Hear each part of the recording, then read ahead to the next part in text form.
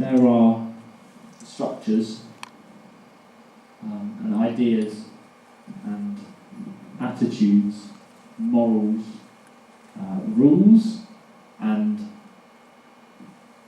ways of doing things in society that are there to keep us safe. Some people say they're to protect democracy. Some people say they're to protect freedom of speech. I would say that because of who they're made by, and what they're made for, they can't always keep us safe from everything. And that sometimes we need to organise outside of the structures and imagine away from the ways of doing things and break the rules in order to keep us and us safe from what they can't or won't protect us from. Now you might disagree with what I say over the next sort of half an hour, but that's fine because we love listening to people that we disagree with, don't we?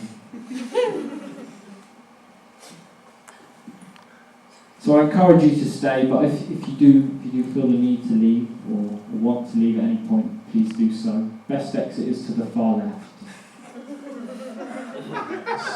It's a good joke, but it's not mine.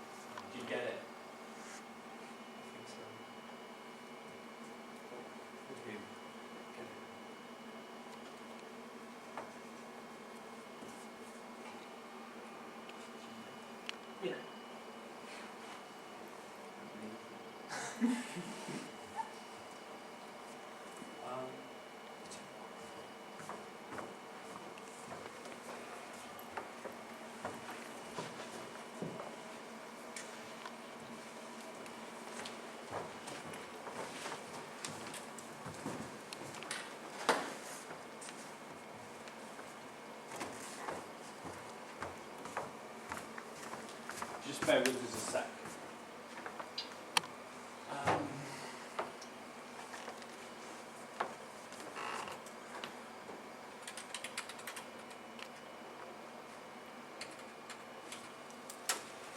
To be honest, like this is where we are. I've given conferences for ages, and we'll usually expect some protesters. They'll do silly string or something like that. We've entered this new world where the leftist protesters. No, I'm not a neo-Nazi. You like black people? Oh yeah, sure. Neo-Nazis don't love me. They kind of hate me. Actually. KKK, neo-Nazi. Those people don't like me. Are you like a sister version of the neo-Nazi movement? It's Pepe's become kind of a symbol. It's Pepe's become kind of a symbol. It's Pepe's become kind of a symbol. It's Pepe's become kind of a symbol. It's Pepe's become kind of a symbol. It's Pepe's become kind of a symbol. It's Pepe's become kind of a symbol. It's Pepe's become kind of a symbol.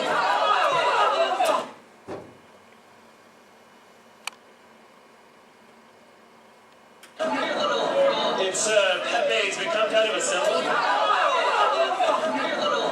It's Pepe's become kind of a symbol. It's Pepe's become kind of a symbol.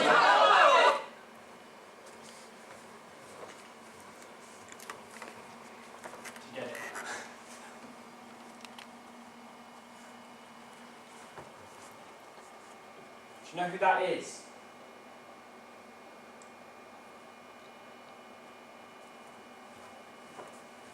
It's fine, it's just...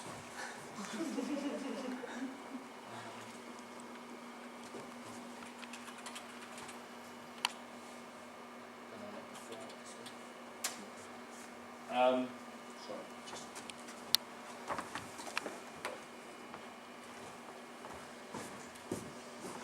Richard Bertrand Spencer is an American neo-Nazi and white supremacist.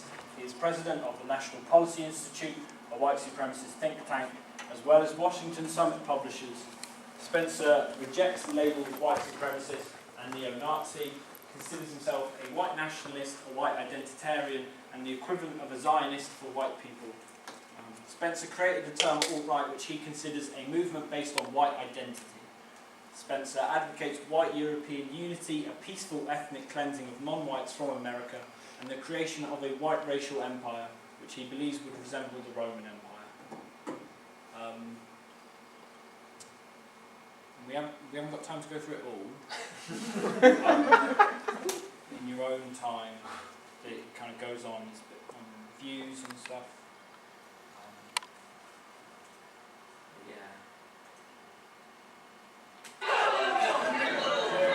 Hey, he's gonna come down to assembly. Hey, he's gonna come down to assembly. Hey, he's gonna come down to assembly.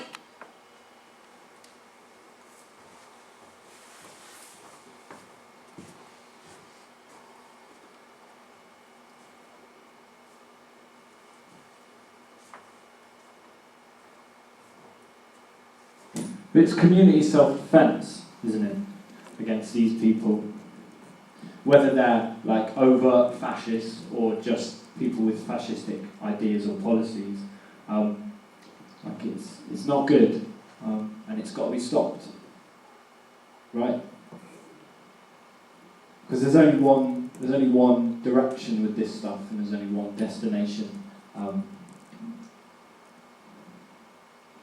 and you know, like it's always been, it will be the people who physically get in the way, who kind of help with it.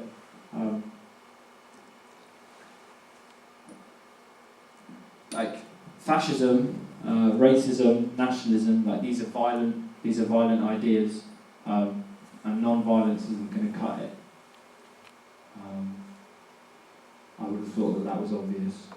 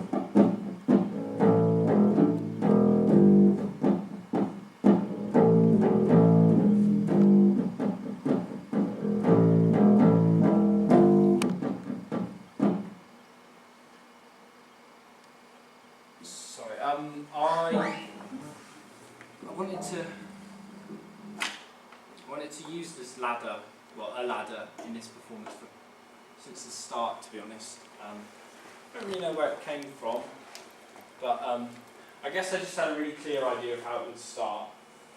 So you would kind of come in like you did around the corner, and then I would be sort of on it, top. And it would be like lit from sort of underneath, sort of shadows. And it would be sort of a really striking image. But I didn't have a ladder, so went on Gumtree. And I found this picture of this one, and I thought, God, that's spot on. That's exactly the aesthetic that I want. You know, I mean, it's brilliant. So I texted the lady. Her name was Caroline. Went round to her house and kind of met her and her husband, and they were really nice. They were, I think they were artists themselves, so they were quite kind of keen that this was used in performance. They were quite excited about that. So I gave them the money, obviously from the budget,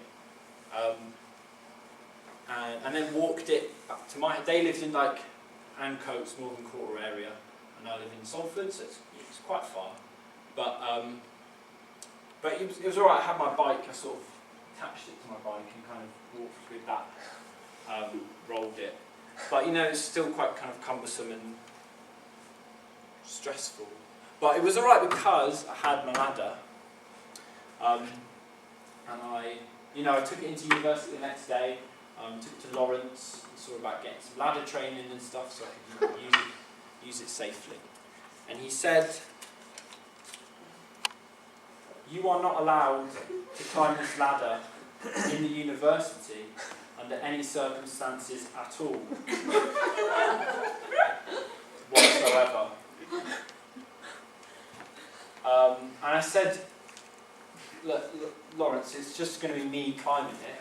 Obviously, I'm not going to ask the audience to climb it. I'm not going to do anything daft at the top. I'm just going to stand there and practice with it loads, in rehearsal, whatever." I said, I've bought this with our budget, and walked it from Ancoats to here. Like I've got this really clear idea for how it starts. And he said, "This ladder is effectively illegal. If I let you climb this, I will lose my job at the very least."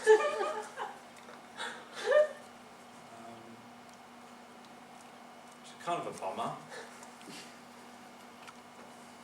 because obviously I've got this metaphor with the ladder, which now doesn't work.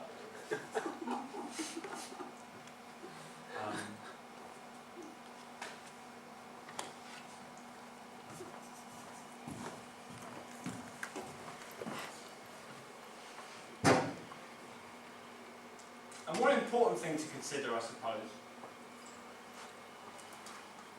is that there are many methods of kind of anti-fascist action that aren't violent at all. A number of extremely effective ways of resisting fascism.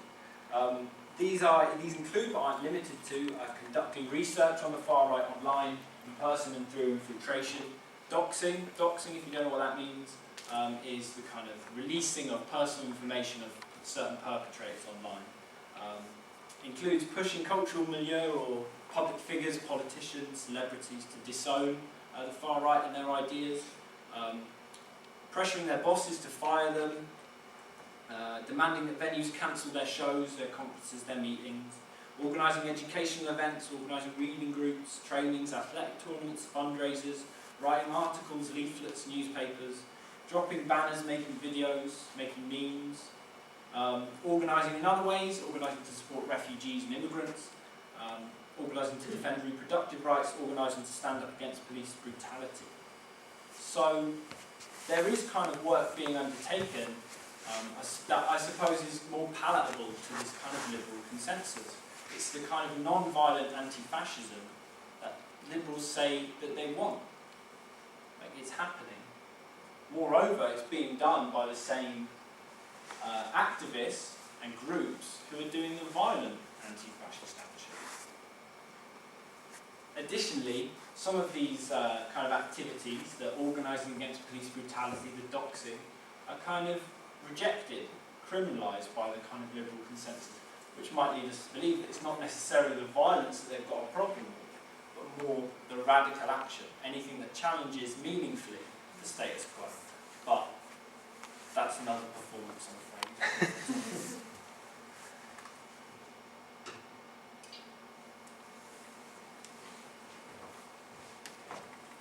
The fact is, though, while all that non-violent stuff is going on, that when the fascists do come to town, when they organise in public, when they harass and assault members of our community, someone needs to get in the way. And if getting in the way means punching them, then getting in the way means punching them. And I'm happy to do that. And I can see the way some of you look at me when I say I'm happy to do that, and you're thinking, it doesn't, whatever you're thinking, it doesn't matter, because we don't have to justify our actions to you. Because, because when the fascists do come to town, when they organise publicly, when they harass and assault members of our community, What are you doing?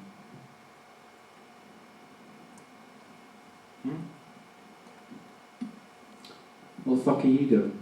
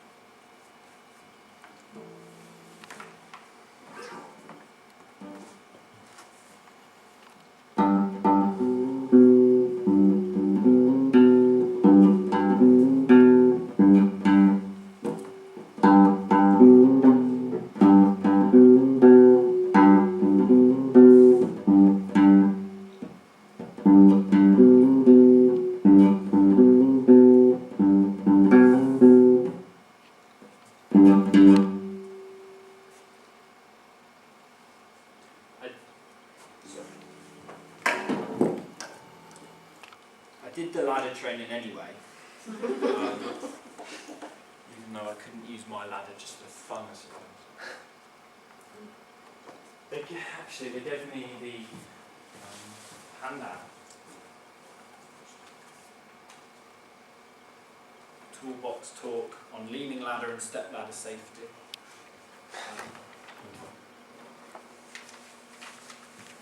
So, would you mind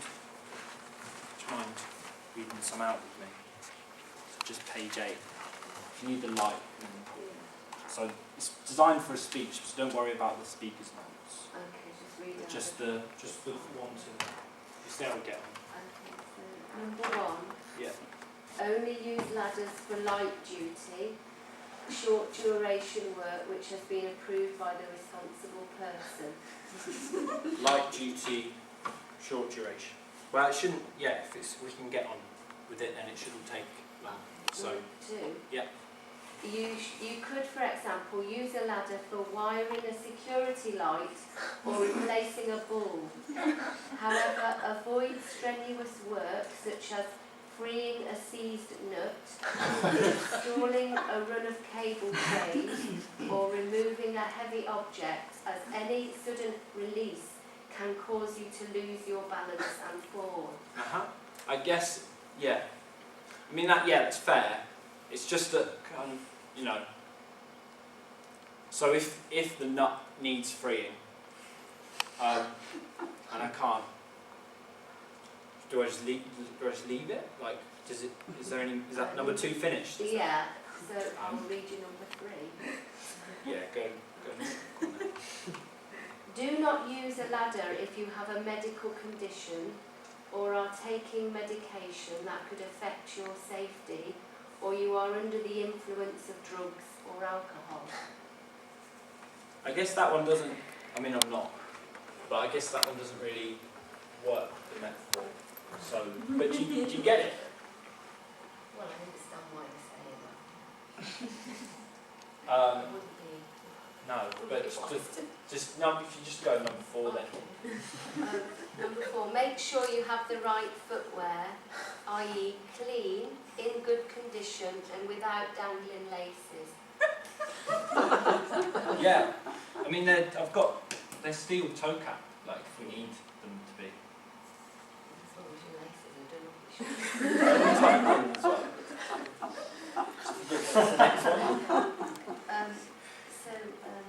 Number 5. When going up or down a ladder, take each rung one at a time and don't rush. Use both hands to grip the ladder whenever possible. Yeah, so I get that. I guess what I'd say is, you know, if it's my ladder and if I practiced enough on it, like, would you trust me to be able to go at my own speed on it? Like, if I'm familiar with it? Yeah, I think I would. Yeah.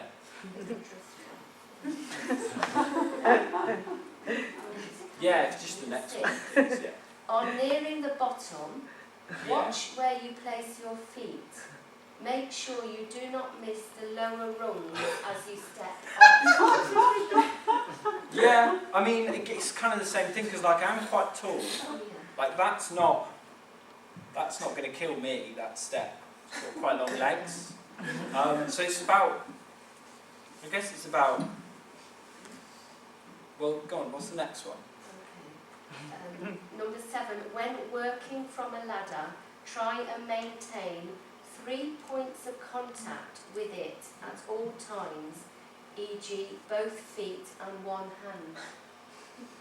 Yeah, I mean it makes sense to a point, doesn't it? But if the light bulb or the C's nut, do you know, is up there, I've got to take 2 hands off, haven't I? So I've got to. So those rules aren't really fit for purpose.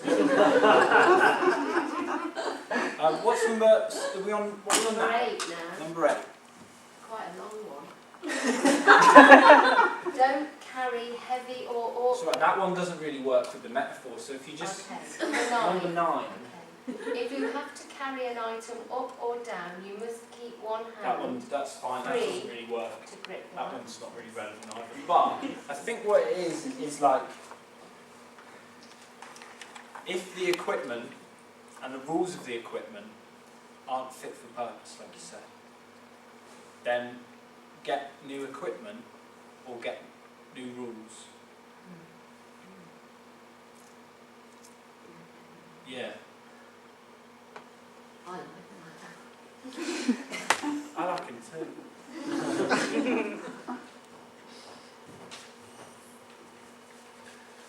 And there's this idea as well, isn't there, that violent action against the far right doesn't contribute anything, or only exacerbates the violence that's already there, or that, you know, it doesn't stop fascist organising. And that's a kind of argument that's pretty easy to prove as wrong if you kind of research for just a little bit. So in his 2017 book, Antifa, the Anti-Fascist Handbook, which is the first transnational history of post-war anti-fascism in English, historian Mark Bray writes, the relatively small sampling I gathered of successful campaigns shows that Antifa methods very often work, and work well. In the 1940s, he goes on to list a few. In the 1940s, the British 43 group succeeded in shutting down Oswald Mosley's Union movement. The massive anti-Nazi League played a huge role in derailing the National Front in the UK in the late 70s and early 80s. Anti-fascist punks and skinheads across North America and Europe recounted how they overwhelmingly pushed Nazi skins out of their scene.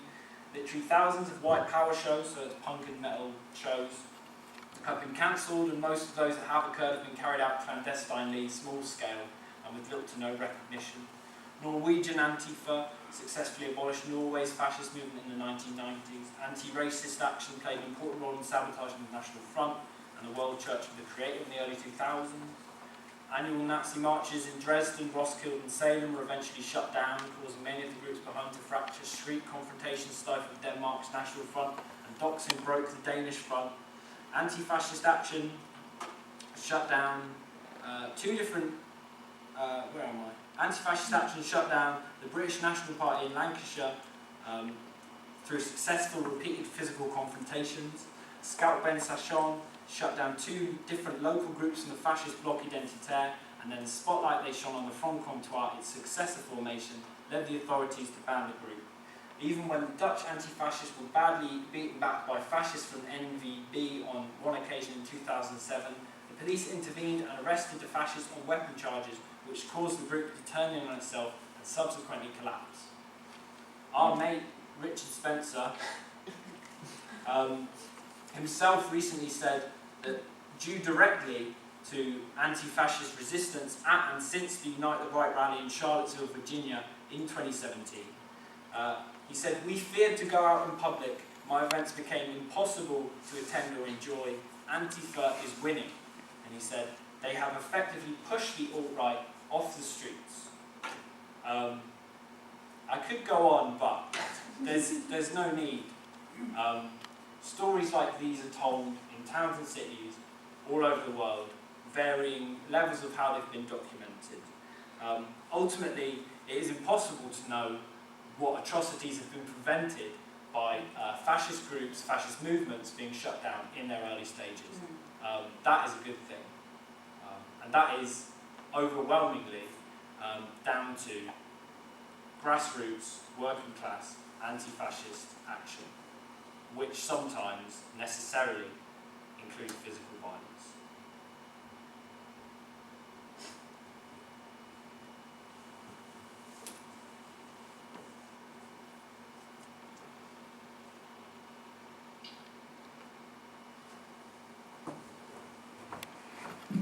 Somehow, it doesn't matter what evidence we've got that what we do works.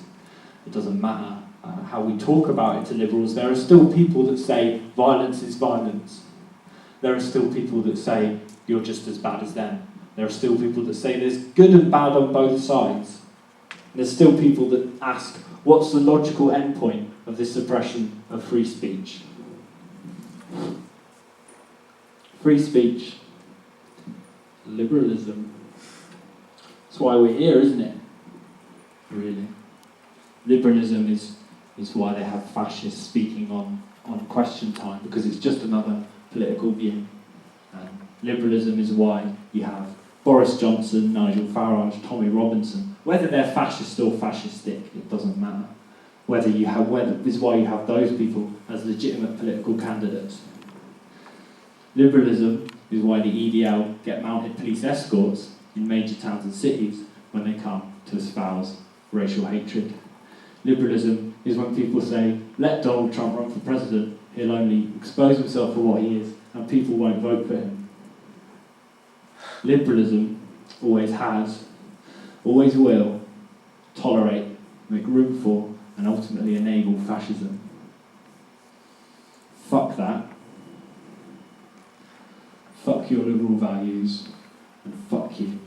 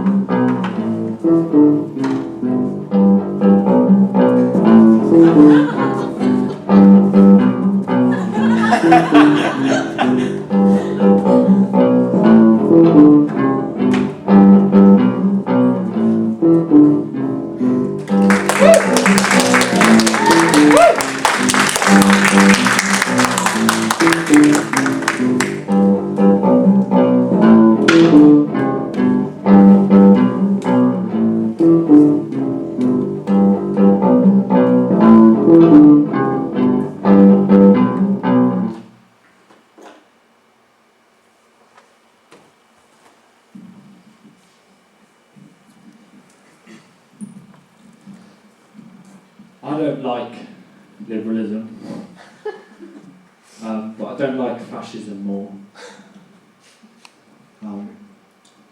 Anti-fascists. We don't confront the far right for fun. We do it to protect us, to protect us, and to protect you, I suppose. To be honest, like us, I mean, they might not bother with many of us, but immigrants, refugees, people of colour, queer people, disabled people, leftists. Well, I guess it's happening. This kind of catalogue of events is just this year. And I'm not asking everyone to dress in black and punch Nazis, but Sorry, actually, because it's near the end, but it doesn't really. So, if you could all close your eyes for a bit, you just close your eyes, and while I'm saying this last bit, if you imagine me climbing the ladder, I think that would be better. You all close your eyes. I'm not asking everyone to dress in black and punch Nazis, because it's not for everyone. But I'm asking you to understand why people do it. Because it's the right thing to do, because it works, and because it's necessary now. So I'm only about a third of the way up. taking it quite slow, but it's because I'm enjoying the words and letting the words land. The more that this important, vital, and yes, sometimes violent work is rejected and dismissed by the media and by us as a society, the more anti-fascists and victims of fascism are in danger. Nearly at the top now.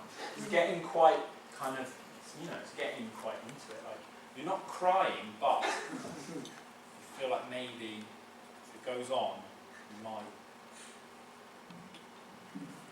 Let us do what needs to be done today, and then tomorrow we can talk about the best use of ladders and stepladders. So I've just said the name of the thing, so that's the moral.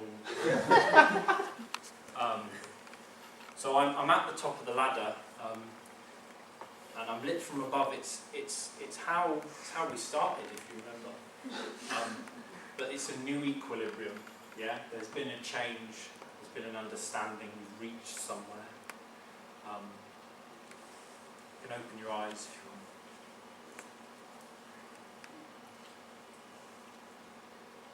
It's annoying because if I could climb the ladder, I think it would be much more clear that this is the end now. I'm not asking you to clap, but if you were going to clap, it is the end now. So I don't want to ask you to clap.